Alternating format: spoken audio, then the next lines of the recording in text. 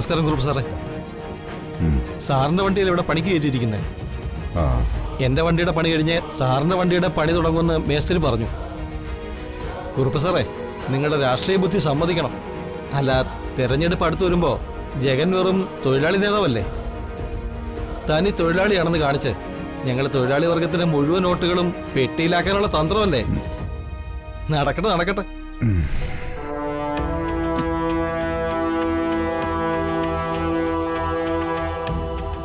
സ്വന്തം മകൻ കാരണം വർക്ക്ഷോപ്പിൽ പോലും കയറാൻ നിവർത്തിയില്ല അല്ലേ? ഈ വർക്ക്ഷോപ്പിലെ തൊഴിലാളിയാണെങ്കിലും സംസാരത്തിലൂടെ മനസ്സിലായി അവൻ നിന്റെ എതിർ പാർട്ടിക്കാരനാണെന്ന്. അതെ, അടുത്ത തെരഞ്ഞെടുപ്പിൽ എനിക്കെതിരെ പ്രയോഗിക്കാൻ അവർക്കൊരു ആയുധം കിട്ടി. ജഗന്റെ വർക്ക്ഷോപ്പ് ജോലി. ആ ആയുധം ശരിക്കും മൂർച്ച കൂട്ടി തന്നെ അവർ ഉപയോഗിച്ചിരിക്കും. വന്ദന എന്ന പാവം പെണ്ണിന് ജീവിതം കൊടുത്തതിന് ജഗനെ വീട്ടിൽ നിന്നും തല്ലിയിറക്കിയ മഹാക്രൂരൻ, സ്വാർത്ഥൻ, മനുഷ്യത്വമില്ലാത്തവൻ എന്നൊക്കെയായിരിക്കും നിന്നെക്കുറിച്ചുള്ള അപവാദ പ്രചരണം. അങ്ങനെ പരസ്യപ്പെട്ടാ നിനക്ക് സഹതാപ വോട്ട് കിട്ടുവോടാ? ഇല്ല, നിനക്ക് കിട്ടേണ്ട വോട്ട് കൂടി മറുപക്ഷത്ത് പോയിരിക്കും. ശരിയല്ലേ?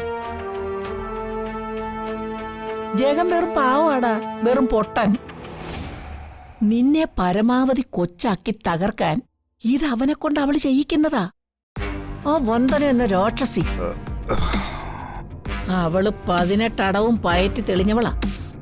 അവളുടെ സഹോദരൻ മനോജാണല്ലോ നിന്റെ മകളുടെ ഭർത്താവ്. എന്നിട്ട് നീ ഇതുവരെ മനോജിനെ സ്വന്തം മരുമകനായിട്ട് അംഗീകരിച്ചിട്ടുണ്ടോ? ഹരിതയുടെ പാദസേവ ചെയ്യുന്ന വെറും വേലക്കാരനായിട്ടല്ലേ നീ അവനെ കണ്ടിട്ടുള്ളൂ. ആ കാര്യത്തില് നിന്നോട് അവക്ക് കടുത്ത വൈരാഗ്യമുണ്ട്. അതിന്റെ തിരിച്ചടി അവൾ നിനക്ക് തന്നോണ്ടിരിക്കുക. അടുത്ത തെരഞ്ഞെടുപ്പിൽ ജഗൻ കൂറുമാറി നിനക്കെതിരെ മത്സരിക്കാനും സാധ്യതയുണ്ട്. എനിക്കെതിരെ ജഗൻ മത്സരിക്കാനോ? അതെ, ജഗനെ വീട്ടിൽ നിന്ന് തല്ലിയിറക്കി വാടക വീട്ടിൽ കഴിയേണ്ട അവസ്ഥയുണ്ടാക്കിയ നീയല്ലേ? ഞാനോ? ആ ആയുധമായിരിക്കും പ്രതിപക്ഷം നിനക്കെതിരെ ഉപയോഗിക്കുന്നത്. അപ്പൊ സാഹചര്യം ജഗൻ അനുകൂലമാവും. അത് മനസ്സിലാക്കി വന്ദന ജഗനെ കൂറുമാറ്റിച്ച് നിനക്കെതിരെ മത്സരിപ്പിക്കും. ചേച്ചി, ജഗന്റെ വിജയം ഉറപ്പ്.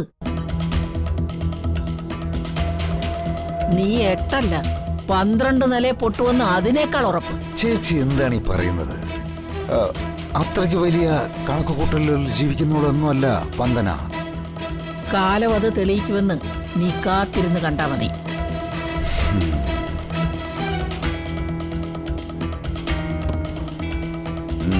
സാർ, വണ്ടിയുടെ പണി എന്തായെന്ന് സാറിന് നേരിട്ട് കണ്ട് ബോധ്യപ്പെടണ്ടേ? പണി വണ്ടി കയറാം.